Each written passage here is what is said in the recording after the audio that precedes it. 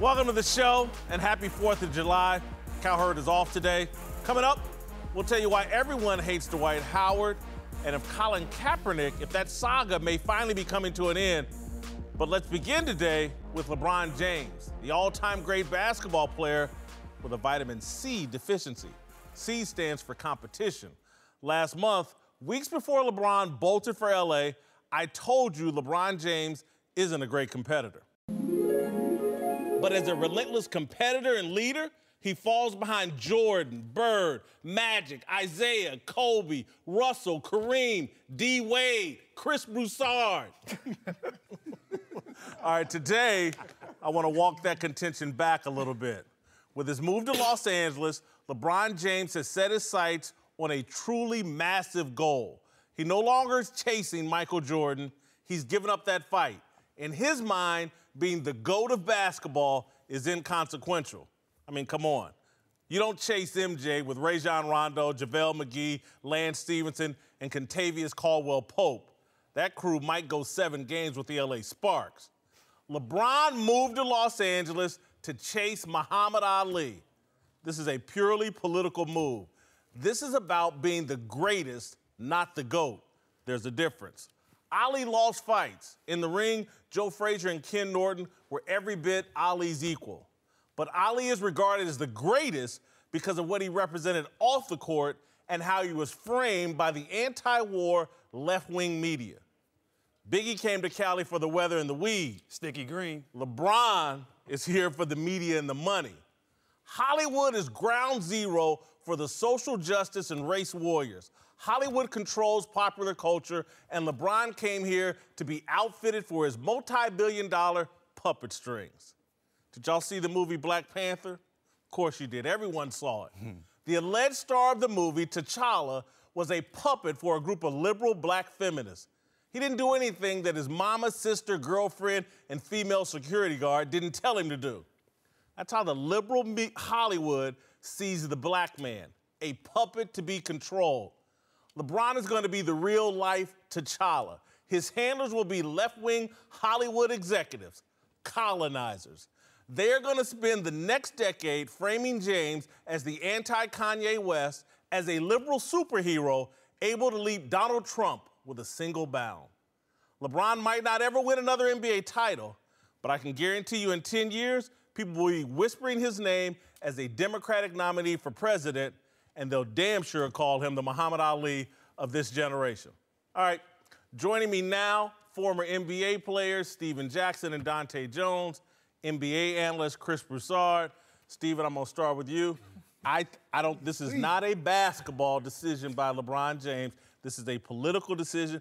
He's no longer chasing Michael Jordan. He's chasing Muhammad Ali. I totally disagree. This is definitely a family basketball decision for me because he may not win championships, but if he ends his career as the leading scorer of all time in the NBA as a Laker, then that still puts him up there with MJ. So I think coming here is a great play for him, for his family, for his son, for basketball-wise, and for him to help his legacy. I know he understands that coming here right now this year, he's not going to win with the team he has now. I think it's a legacy play, and I think it's a family play. He's never even met with Luke Walton yet. I wouldn't either. I hope Luke's not there. He hadn't met with David Blatt, and he went back for Dan Gilbert. I do think he's secure enough now in his basketball legacy that if he doesn't win another championship, I think he's fine. And I think he understands, okay, right now I'm considered second to MJ, but when the millennials start running the narrative in 10, 15 years, I think he's comfortable thinking he might be first, especially like you said, if he passes Kareem in the Laker uniform, I think he feels that way. He's not passing Jordan as the GOAT. He's not chasing Michael Jordan, first and foremost. He's trying to become the best LeBron James he can be. The blueprint is not Michael Jordan. These are two people going at the same goal but in different paths, taking two different highways to get to the same place. However, what you basically just said was the whole right-wing conservative message of just shut up and play basketball.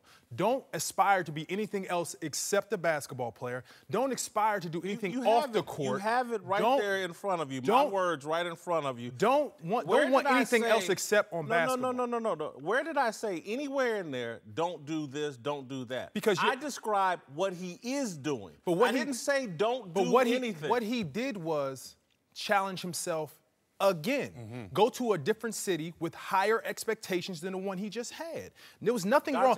Chasing MJ, in your opinion, would have been stay in Cleveland and just play basketball. That's not what I said. Again, it's right there. But that's what you're insinuating by your comments. It's right there in front of you what I said. No, that's your interpretation. Well, that's all I can do is interpret. No. But when you're talking to the author who can tell you what I was doing, tell me what you're saying. I get to correct your narrative. Okay. And so to put anything about right wing saying don't do this, don't do that, don't do this, I'm saying what I believe he is doing.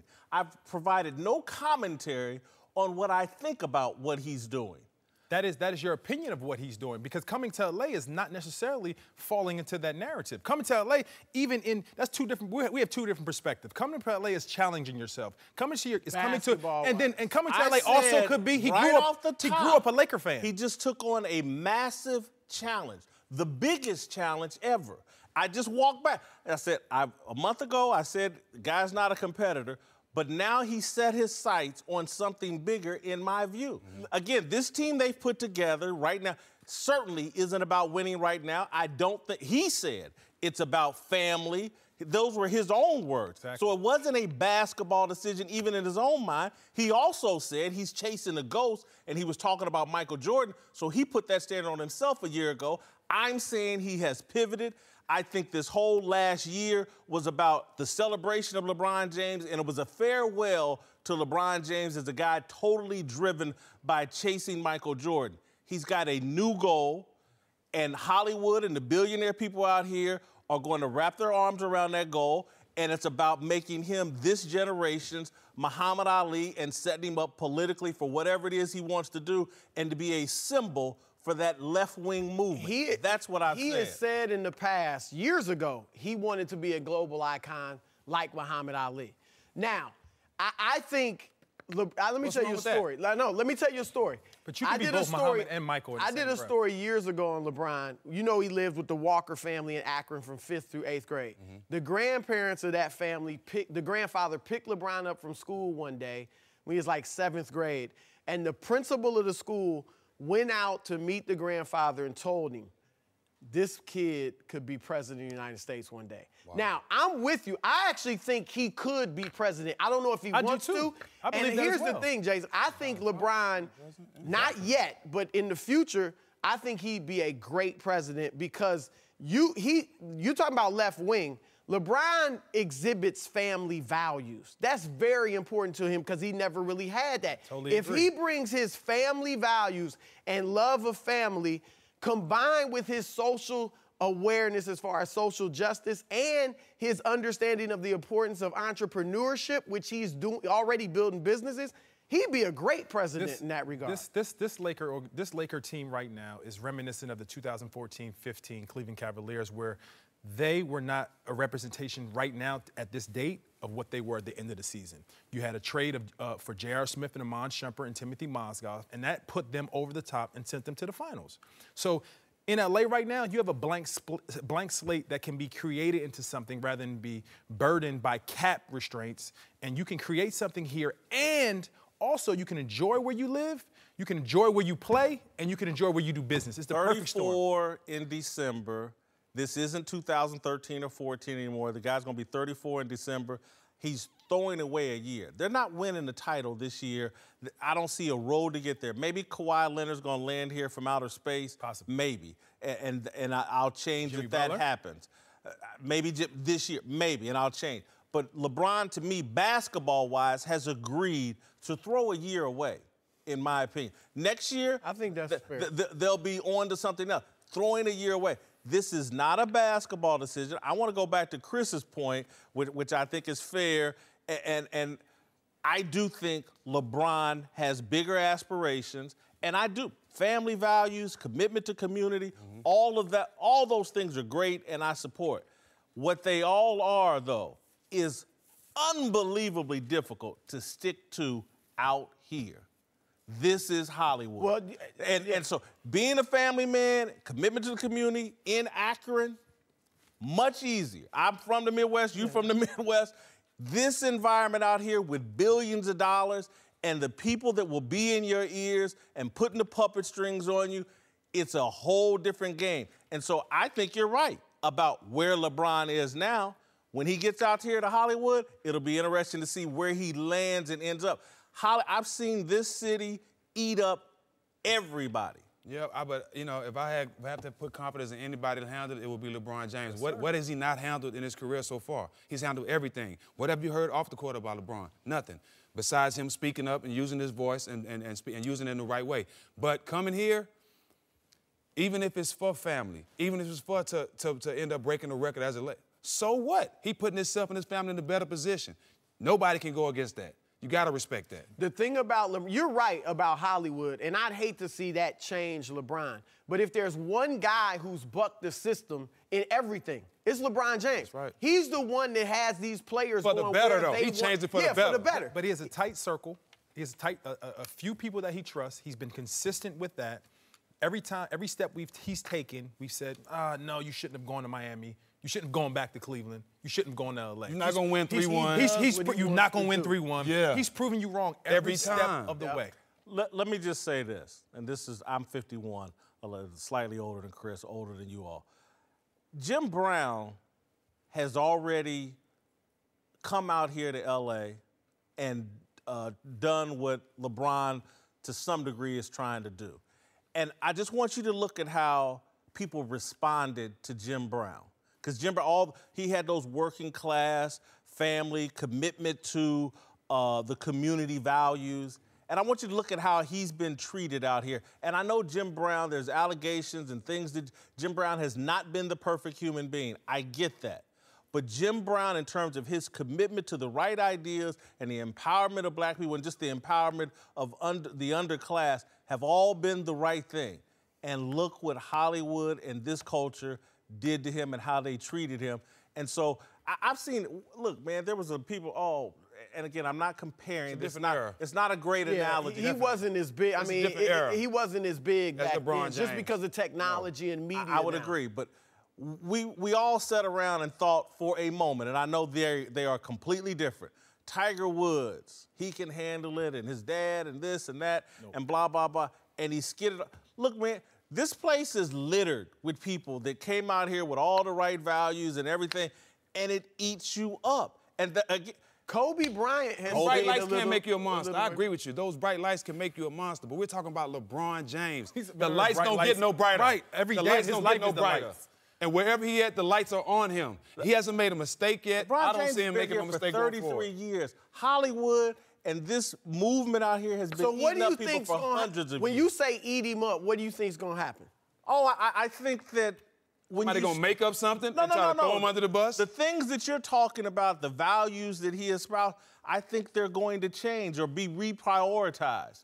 And you get so caught, you can't even understand how some things sound good and they can make them sound great, but if you really think about it, it actually is moving you away from those foundational pieces.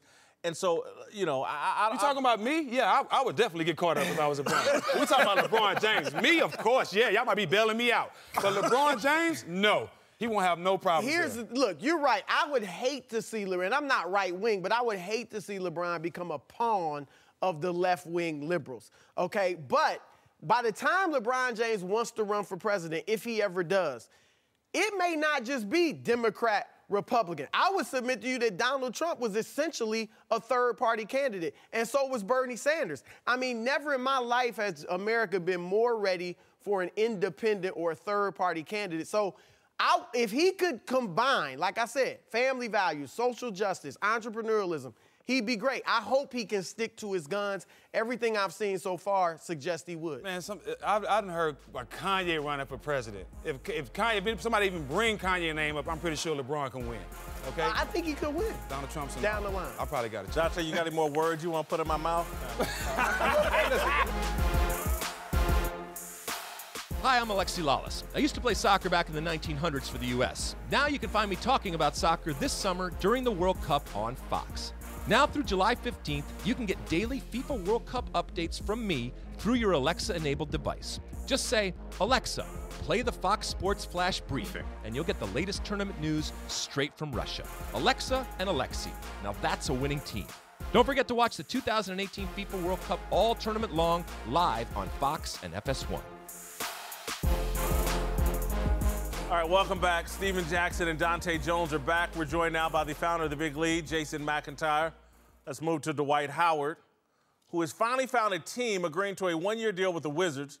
Dwight used to be the best big man and maybe the best player in the league, but now nobody seems to want him, with the Hawks trading him to Charlotte last year, then Charlotte sending him to Brooklyn, who bought him out, and now he's on his fourth team in a little over a year.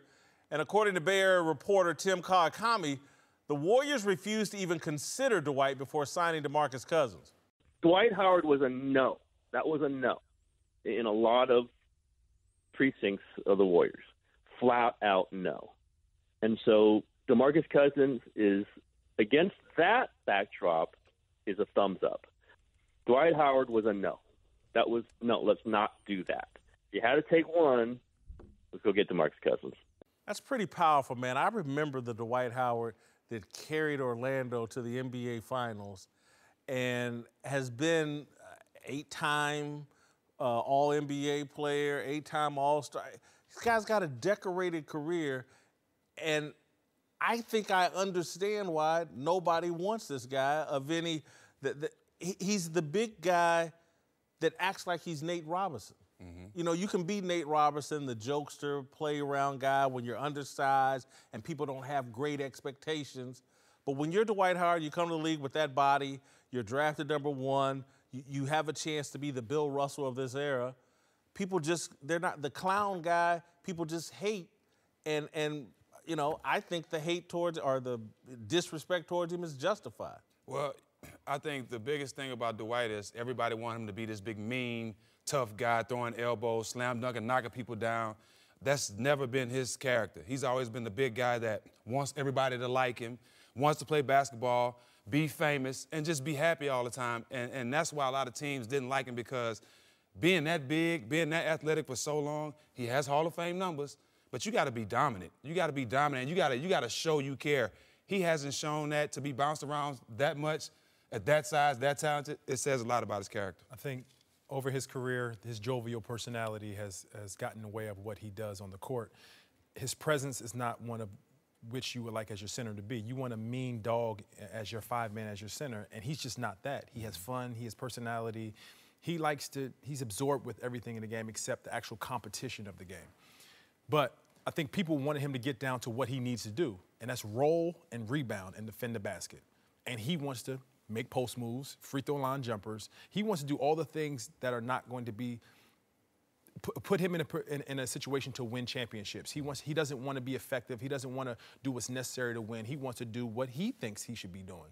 And sometimes you have to adapt to the teams you go to. Yeah, I think two things stand out with Dwight Howard, guys.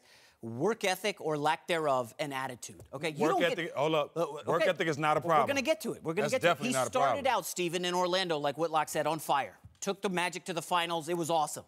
Then he started to feud with Stan Van Gundy. Then he goes to play with Kobe in the Lakers. And what happened? Kobe said, this guy doesn't want to work. Yep. Let's get him out of here. He goes, his hometown, Atlanta, bring him back. Everybody's excited. Mm-hmm. Out of town in 1 year. This guy, there are many reports out there that he just did not improve or try to improve. This is a guy who came into the league ready for action, dominant right out of the gate. Did he ever get better? You know who he kind of reminds me of? Carmelo Anthony came in with the championship from Syracuse, dominant offensive player. Did he ever become that guy who makes teammates better, who passes the ball and changes a little bit? Listen, DeMarcus Cousins never developed a three-point shot. DeMarcus Cousins, for all we knock him, he came into the league, made 3 threes in his first year. He made over 100 this past season. Dwight Howard never became that guy. Shaq's game never changed. Shaq came in. No, that was in the 90s. Yeah. But I'm saying his game never changed. As a big man, all he did was dunk, roll, and post up and his game never changed. So you couldn't expect Dwight's game to change. It's not his game, and it's not his work ethic, because you look at on social media, you look at every summer, not too many guys work harder than Dwight. He just don't have it. It's not in his heart. It's not in him to be that guy that everybody want him to be. I think it's more. I thought Dante was arguing it's in his head more than his heart, and that's where I see he won't accept the role that's perfect for him. Rebound, play defense, block shots, outlet roll passes, and dunk, and run the floor. I was even saying this back in his Orlando days. If he would just do that and quit trying to be so much of an offensive player, he could lead a team to a championship, and he would have been perfect for Golden State. Even right now, at 32, 33 years old, whatever he is, if he would just rebound and play defense, and because he can switch for a bit and guard some people, but he won't do it. It's his head. If he would be Clint Capella, if he would do exactly what Clint Capella does, he'd be the best. He'd be the best out there at the center. But listen, the Warriors guys took chances on Nick Young, who needed rehab, and JaVale McGee, who needed to rehab his image. They will take on DeMarcus Cousins, but not Dwight Howard. Younger. That's the ultimate indictment. Younger, and Chris Broussard made an amazing point. At worst case scenario with that pickup, you took him off the market. DeMarcus Cousins. DeMarcus Cousins. Right. You took him off the market for another championship-level team to have him as an asset. But if it doesn't work out, he's just not available to kill us, because there's only two people that have killed us year in and year out, and that's DeMarcus Cousins and LeBron James. Yep. At least then I could take one off the board. I got a different analogy for you, McIntyre. We got to be quick here. You're comparing him to Carmelo. I think he's a totally different kind of Terrell Owens for the NBA. You know? No way. No way. Look, I mean, it's a different kind. It's a different kind. He's a different kind of Terrell Owens. Great player, great talent, but just wouldn't conform to a team the way you need to have sustained success. Well, you was right about the Golden State comparison, because I was on that team that the year they made it to the finals. They swept us, and he had 4 shooters outside. Yes. And he controlled the paint. If he would have been the Golden State, that would have been a good look for him, because they got shooters and he will control the paint. You were right about that.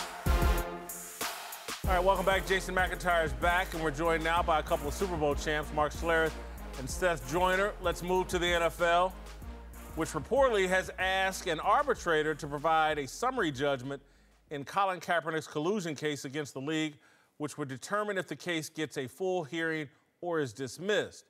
While this has been going on, Cap's been busy posting selfies on social media, and even pro-Cap columnist Mike Florio is now demanding that Kaepernick's lawyers deliver some huge news that they've been promising for months. Guys, I really think we're coming to the end of the whole Kaepernick controversy. I think people are moving on. When I see someone like Mark Florio at Pro Football Talk start finally questioning Kaepernick's attorneys who, hey, we're going to have big news next week. Hey, we're going to have big news next. And the big news never comes. And the big news appears to be that the NFL has good grounds for this case to be dismissed. And so I think we finally arrived at the point where people understand Kaepernick's not getting back in the league. And Kaepernick started a conversation about the national anthem. We're tired of having that conversation about the national anthem. We're moving on from Colin Kaepernick. And, you know, maybe we'll only talk about him 100 more times before this, this is over. In my opinion, this is all about discovery on the NFL side, because there's also some talk that, you know, this thing might move forward. And if it needs to move forward, if it does in fact move forward, the NFL wants to know, what does he have? What information does he have? And you got to realize that, you know, hey, this information has been requested. Just because it's been requested doesn't necessarily mean that you get the summary discovery. Seth, is Kaepernick the first average player to not be in the NFL? I would debate your definition of average. Is he the first player good enough to play in the league who's not been in the league? Absolutely not. Thank you. That's why we should move on. Well, you know, I mean, I think from an NFL perspective, and I agree with Seth, they want the discovery because they want to know exactly what they have if they have to defend themselves. Because if you can prove collusion, then you can effectively wiggle out or get out of this collective bargaining agreement as it currently exists. So instead of waiting till 2021 when it comes up in March and they lock the players out and you have no negotiation leverage, Now, all of a sudden, the NFL could say, let us know what you have, because the one thing you don't want is this thing to drag on, and all of a sudden you do have a smoking gun, and you can prove collusion, and then all of a sudden the Players Association get out of this collective bargaining agreement, and then you can say, hey, guess what? Instead of us being locked out, we're going on strike. And we're going to do it after we've gotten all this money, and we're going to walk away from the playoffs. They can't read smoke signals. You know what? Kaepernick is posting selfies. Hey, I'm ready. Look at me. He knows it's over. Of course he's going to post selfies. Over, you want to know why? Because he's trying to paint the picture that, you know what, hey, I'm ready to play. No one's giving me an opportunity. Wants me. And you want to know something I think is smart on their behalf. Because if there's no information, if they don't have to disclose it, that moves even more in Colin's favor. Yeah. You understand what I'm saying? Because you don't want that information to come out until it's over. The one thing you're missing is he keeps saying the word selfie. Okay, think about the word selfie as I'm going to tell you this. So yes, it is almost over in real life out here when we talk to football fans. But if you go online, I'm sure you guys go on social media, everybody's so entrenched on their side. They are 100% pro Kaepernick or they're 100% your other side. And these people are not giving up. I don't care what the decision is over here in the courts. Those people who are defending him online are going to keep defending him regardless of what the outcome is. He should be in the league. Right. He's being blackballed. I don't care what the decision is. Listen, we're challenging news. This is fake news. We're close to challenging justice systems out there, okay? This course decision, whatever it is, it's not going to matter. That's the next step when you challenge fake news. That's where you go. I'm 100% with you. I will tell you this, though. I call games for this network, and I've seen plenty of quarterbacks that are playing in this league that couldn't play dead in a Western, okay? They're that bad. And so now I don't know if it's I don't know if Colin Kaepernick is sitting there saying I want to be a starter, because I don't think he's a starter. I think he's a backup at best. But the bottom line is that guy is better than some of the backups that play in this league. And if you can prove collusion, you can prove they're keeping you out because of your stance, then I'm asking y'all to read the smoke signals. There's a reason he's putting out these selfies. No one's talking about me. Let me put out a selfie. Let my girl put out one on Instagram of me dunking the basketball. Mike Florio is jumping off the bandwagon, and people are finally saying, Cap, you're lawyers for a year. Big news coming. Big news, and it never happened. Let me ask you a question, all Jason. Let me ask you a question. Bluster. If you were trying to audition to be a sumo wrestler, and they were excluding you out, okay? Would you go and lose 120 pounds? Thank you. Thank you. I gotta take that on my own show. All right, elsewhere in the NFL, Chargers offensive lineman and NFLPA Vice President Russell Okung is taking on an issue that's been around for years, going on an extended rant on Twitter about how the players can finally make guaranteed contracts a reality. Okung says, quote, many argue that trying to compare the player dynamic in the NFL with other sports is apples to oranges. Yes and no. League revenues are skyrocketing. A monster media rights deal is on the horizon. The business of football will never be the same. It's up to us, the players, to decide if we want league ownership to finally respect us as partners. Truth is, there's nothing preventing agents from negotiating a fully guaranteed salary for an NFL player. See Kirk Cousins' deal. I'm going to represent the point of view of fans. I'm speaking as an NFL fan. I'm not a former NFL player. I don't want guaranteed contracts across the board in the NFL. As I've seen the Pro Bowl, and I don't want to see more of the Pro Bowl. And if you give NFL players guaranteed contracts, you're going to see the Pro Bowl creep into the regular season and the NFL, and everybody's going to be, or not everybody, a significant, going to be brother-in-law on it, looking for ways out. As a fan, I don't want guaranteed contracts. You don't play the game of football because you just want to steal. You play the game of football because you want to play. And most players, if they're borderline, whether they're healthy or not to play, they're going to choose to go out there and try to give their best. Because as a starter, I always felt like I was 50% better than my backup. Okay, so I want to play. Listen, Russell Okung makes some great arguments. The problem is the unity factor. Okay, tenure and dollars earned is what's going to stop these players from striking when the collective bargaining agreement comes up. That's what it's all about. There's no other league There's no other professional sports league out there that should be making guaranteed contracts if NFL players aren't making guaranteed contracts. What's the signing bonus, Seth? Is that guaranteed? What does that have to do with anything? That's part of the guarantee. Your signing bonus. Your signing bonus has nothing to do. That's guaranteed money. The signing bonus has nothing to do with actual salary. What a signing bonus signifies is the fact that we're rewarding you for what you've done, with the potential that you'll come here and do it again. That's what the signing bonus is. I would love to see guaranteed contracts. One, it would say that yes, we've made great strides in the NFL in player safety. But this, to me, would be the coup de grace. Because now if I've seen one guy self-report a concussion. One dude. We've all played with multiple concussions. Mm-hmm. And they still do it to this day. So I've seen one dude, that was Ben Roethlisberger, that actually self-reported. Now all of a sudden, if you have a guarantee, you don't feel like you're going to lose your job, which most of us, 80% of us that play in the league, feel like if I miss a snap, I'm going to lose my job. Guys are still going to play hard. Let me tell you what happens if you walk out there and you're going to play patty cake one play. If the dude across from you is not playing patty cake, you're going to get you're going to get your butt whipped, right? That's how it works. So I don't worry about that. The onus goes back onto the organization. Make sure you cut the right deal. That's the big news. Make sure that you cut the right deal. Don't pay a dude, the Albert Hainsworths of the world, who are going to roll over. Yes. And then you keep it. You limit it. 3-year deals. 50 guys. There you go. 50, listen to this now. 50 guys last year signed multi-year contracts. 50 guys got cut. There are 50 of the multi-year contracts signed last offseason. Those guys got cut this year. Yeah. I don't know how anybody can be against what you're saying. I mean, he's making all the sense in the world, Whitlock. Are you a fan? I'm a huge fan, and you know what fans are doing now? Fans are getting smarter. Fans now have access to way more information. That's why when you look around the other leagues, they're getting smarter and pushing back on Major League Baseball. They're pushing forward on the NBA, and they're going to start to push back on the NFL if they don't get their act together and get some of these guaranteed contracts. How does guaranteed contracts help me as a fan? It doesn't.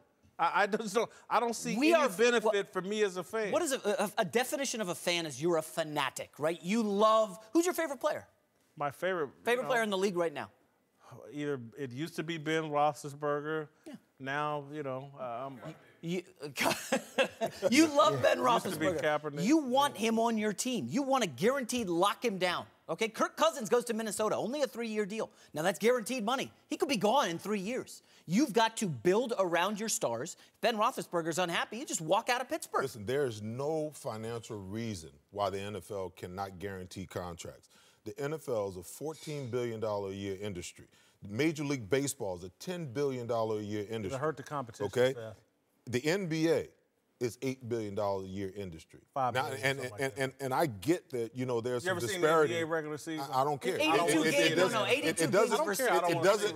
But the physical, you can't talk about 162 and 82. There's no similarities. Yeah. You can only play one game a week. These guys are playing multiple games throughout the week. Pro Bowl is the 17th game, and I get it. See more of it. I get it that, there's disparities as far as how many guys you have on the roster. But what they're earning is so much greater than the other leagues. There's no reason why the problem with the Pro Bowl analogy is you're not playing for anything. The problem with you want to fix the Pro Bowl? I'll fix the Pro Bowl right now. Yeah. Right. Each winning guy gets $250,000. Each losing guy gets nothing. There you go. Right? And I'm telling you what, you want to see, and now it may be patty cake for a quarter or two, but guess what? A real live football game is going to break out in the fourth quarter because you're going to be fighting for two. You know that, hey, I brought my mama and them, I brought my wife, I brought my kids, I brought my family members, I brought my brother-in-law, I brought everybody else, and I got to pay for this. We're acting like the NFL just completely discards players when they get in. Cam Chancellor is stepping away from football, and over the next 2 years, he's going to get about $10 million. So we're acting like none of this money is guaranteed and that everything is at the whim of the organization. When they give you 15, 20, 30 million up front in guaranteed money, that pretty much protects you. You're going to be on the roster for 2 or 3 years. So 2 to 3 years of the contract is guaranteed in some capacity. So I think we're having a dishonest, unnuanced conversation. Some of this money that NFL players are getting is guaranteed, and there is, if you're a good enough player like Cam Chancellor, there's protection against injury. So we're having a distorted conversation. If the contracts were just guaranteed across the board, you can't convince me there wouldn't be some players be like, I'm good. There's some players in the NBA that does that. There's some players in the Major League NBA Baseball is not as popular as the NFL. I get and that. neither is Major League Baseball. I get that, but the injury proposition is so much greater than any other sport. All right, welcome back. Steven Jackson, Chris Broussard, and Dante Jones are back.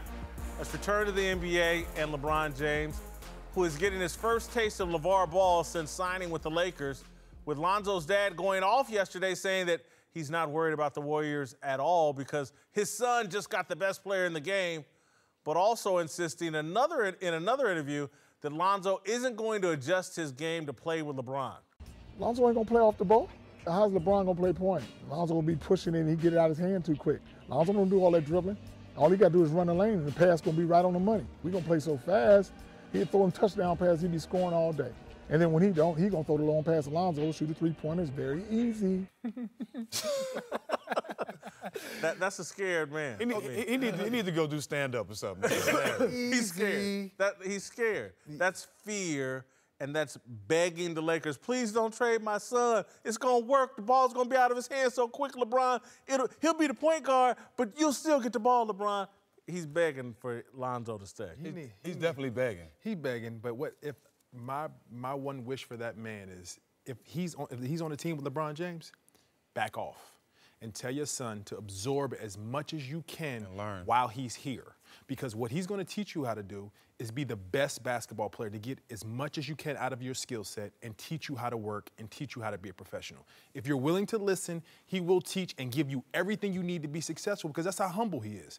So grab everything you can at this point in time rather than just try to compete with him because he has done what you want to do, is be the best in the game, be the best in the world. He's done it already, and applied knowledge is one thing that you cannot make up. He's done it before. He's made the mistakes. He's learned.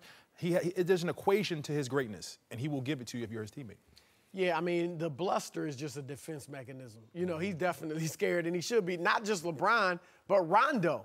Rondo came here to start. Yes. And Rondo's going to be on that kid in practice. Kid, yep. He's going to be getting physical with him, challenging, probably pick him up full court. And it'll either bring out whatever toughness is in Lonzo or he'll shrink and the Lakers will see we don't have much anyway. So I do agree with LeVar on this. I think Lonzo and LeBron could play together because Lonzo does get the ball out of his hand. He's not one of those pounded, over-dribble point guards. What Lonzo should do is master the three-point shot. That's it. Work on that because I think he and LeBron could alternate handling the ball, and when LeBron's handling, he'll get Lonzo open threes, and that could benefit his He's going to have to rebound at a high clip, too, though. If you know He's what's a good best rebounder. for you, if you know what's best for you when you play with LeBron, you're going to change the game. Yes. Everybody Dwayne on that team is going to change the game, but as long as it's for the better, as long as it's helping the team. Now, you said that you hit it on the nose. He has to learn how to shoot because he's not going to get ISOs. Yeah, his assists might go up, but as far as shooting, he's going to get a lot of wide open shots. And if he don't hit those shots, it's going to be easier for them to trade him. There's nothing wrong with competition. Nothing wrong with competition at your position. What it's going to do is make you better. Pressure makes diamonds. Right? Barbecue or mildew. Right. However, at the end of the day, LeBron James makes everyone better around him. But Kyrie and Kevin Love, all-stars. Now they have at the end of their name, champions. Yep. J.R. Smith, very good basketball player, but he's a champion, and he got the most out of his skill set while playing with the man. I want you guys as former players address Chris's point or suggestion, work on his jump shot. And to me, when I hear it's not going to be fixed. That's one of the worst looking jump shots I've ever seen. I don't think it's fixable enough for a guy to play alongside LeBron. Now, I kind of agree with you. I feel like it's too late to develop one. Yeah, you can work on it, but it's not going to be what we want it to be. You know what I mean? What LeBron Jason Kidd did it over the course of his career. Yes. But he became a better worse shooter than Lonzo. Right, he became a better three-point shooter, somebody that you can't really leave, and it lies more in confidence. And what LeBron does is exude confidence for his teammates. I'm asking you guys this. Look, Reggie Miller, Jamal Wilkes, Sean Marion, their shots are ugly.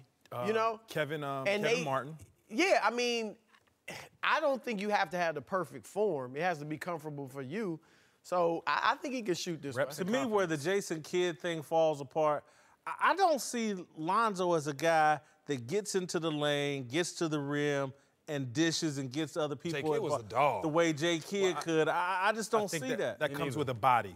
Like, I think if he gets a body, like, he's trying to get in the weight room. I think his problem last year is he couldn't finish over the trees and finish with the contact. J. Kidd was a 200-pound point guard. Right, and he had the body to start with. Now he's gaining that body with the weight staff, and once he gets that, he'll be more confident. We keep acting like, and LeVar was saying it, and we keep repeating it, like, the fact that Lonzo plays hot potato with the ball, that's his best strength.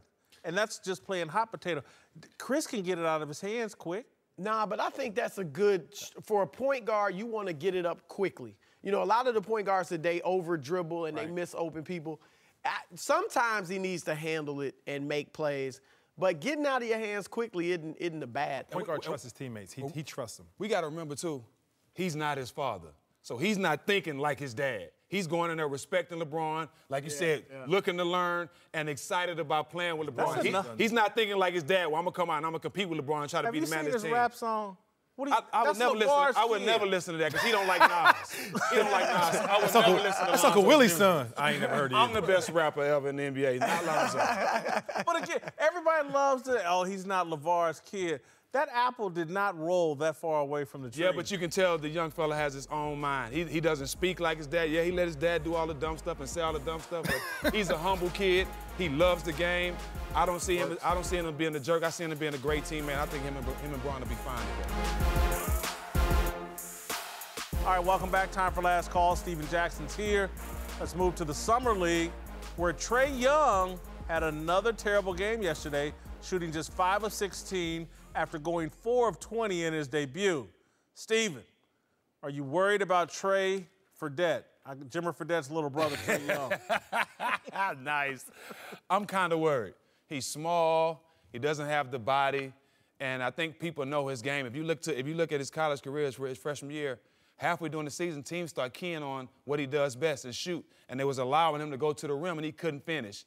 It's going to be harder to finish in the NBA because this taller guy is way more athletic, way stronger. He has to prove himself to me. I'm not sold on him yet. He looks no different than he did the last 15 games of his college career. Right. All right, let's move to the Buccaneers.